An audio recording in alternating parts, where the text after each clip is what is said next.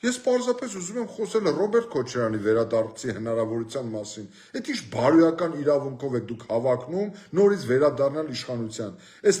դժգույն, այս թշվառ իրականության ճարտարապետներից մեկը դուք եք։ Չլինի մի քանի 100 երիտասարդի ձեր այդ ահեղ անհաշվելի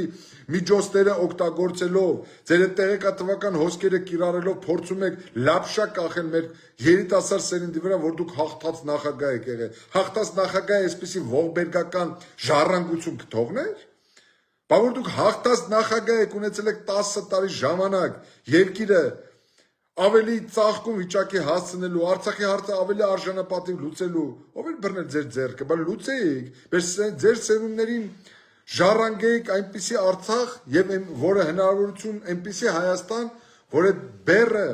չդառնար ողբերգություն մեզանից յուրաքանչյուրի համար։ Ի վերջո, մեծ մարդիկ եք արդեն, դուք չեք կշտացել իշխանությունից, դուք բավարարված չեք,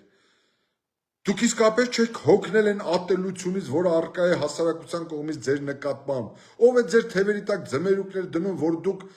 չգիտեմ, անհաղթելի եք, որ դուք, չգիտեմ,